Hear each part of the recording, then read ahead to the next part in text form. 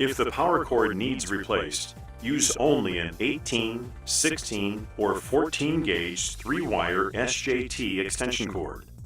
A smaller gauge power cord could be unsafe. To replace the cord, create a loophole with the extension cord and slide it through the opening in the cord restraint. Then, slip the loophole over the cord lock.